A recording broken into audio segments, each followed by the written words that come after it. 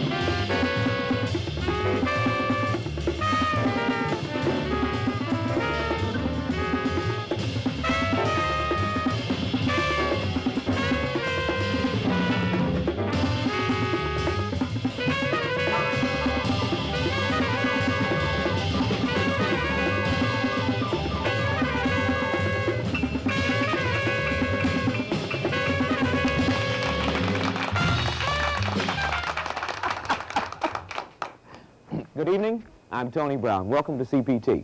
Tonight we're going to have a lot of fun. We have some very interesting people with us tonight, including Kim Weston, that famous star of Hallelujah Baby, and we have brother George Kirby, one of the world's best mimics. Sandy, what's on the grapevine? Tonight we have a meeting for community control of the public schools that was organized by blacks. What's in the news tonight, Abe? Police Commissioner Spreen suspends 9 police officers. Tony? A few weeks ago, Hal McKinney did a tune by Eddie Harris called Freedom Jazz Dance, rather. We've had many requests since that time to do that number again. Tonight, we're going to rerun it, and I want you to listen very carefully to the words. There's a very strong meaning. Here's Gwen and Hal McKinney and the Freedom Jazz Dance.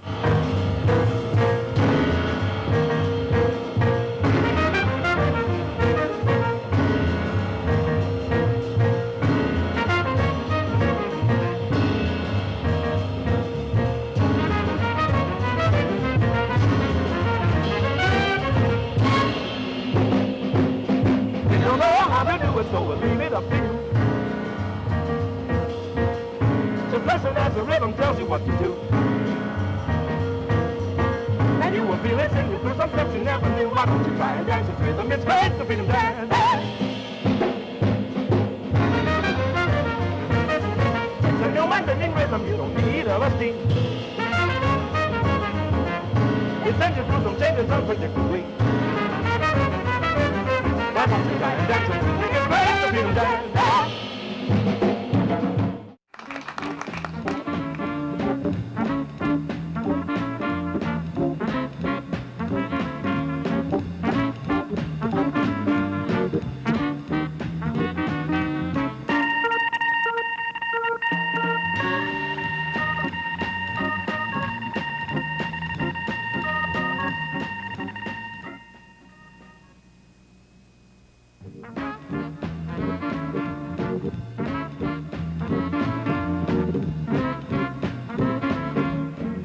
I'm glad I came back.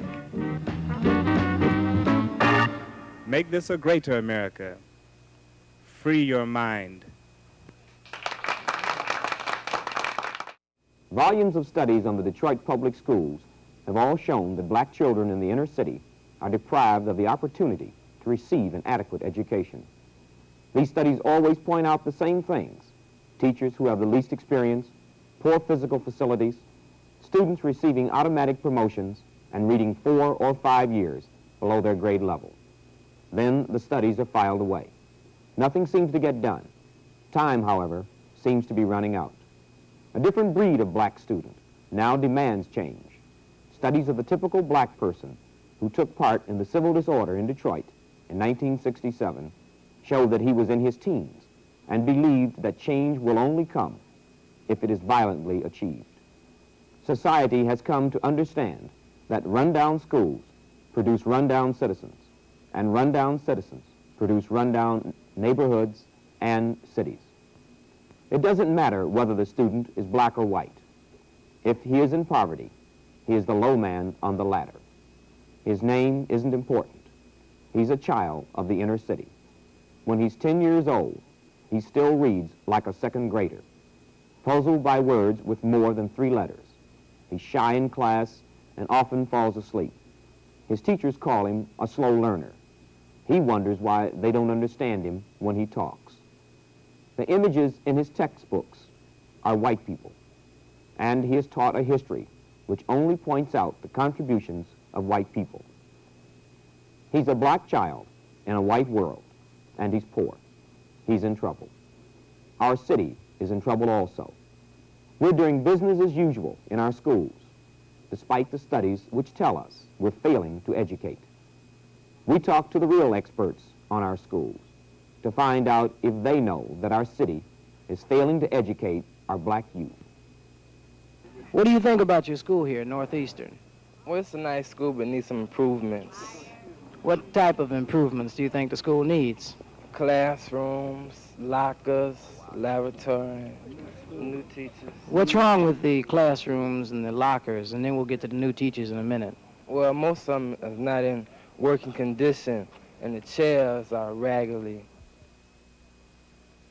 About my school, I don't like it very much because we got rats, we got roaches, we got racist teachers. We don't have nothing here that other schools usually do have. We need a new school actually neatly because this school, racist teachers, we got many problems. Friends of mine getting kicked out of class over unnecessary things because the teachers are racist. Because teachers are racist. And we got rats. Biology teachers catching rats in the basement of our school. Before you go to the lunchroom, you have to check your seat and your food, make sure roaches not in your food. And man, I tell you, I don't like this school one bit, man, because I'd rather have a new school or transfer to a new school or something to get away from all this here, this unnecessary mess, because I don't need it, boy. The students at Northern High School walked out 2 years ago. A study committee was formed to investigate their grievances. It reported that more concentration was needed in reading and arithmetic and called for an end to segregated schools. But the more recent Northeastern High School Study Committee went one step further. It said that white racism, not black inadequacy, is the most crippling problem.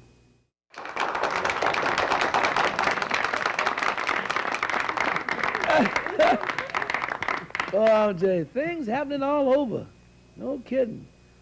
I was down in Florida. I was having a ball down there, and I went over to Cape Kennedy. I'm glad I went over there. I found out we have a new Negro astronaut. And he was in training, and they took him I don't know how many thousands of feet into the air. He opened the door to the plane and said, all you have to do is jump. Drop 10,000 feet, holler Geronimo, pull the ripcord and float down. All right, now jump. He said, I ain't gonna jump down there.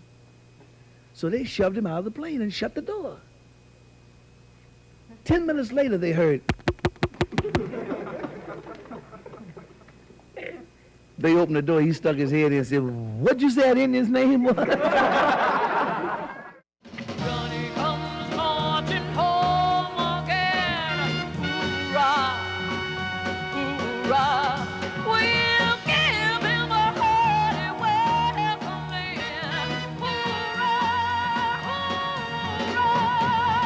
The men will cheer, the boys will shout, the ladies they will all turn out, and we'll all feel gay when Johnny comes marching on home. Oh, when Johnny comes marching on home. Oh, when Johnny. That was Detroit's own Kim Weston. Hope you enjoyed our look back at this program 50 years ago. Thanks for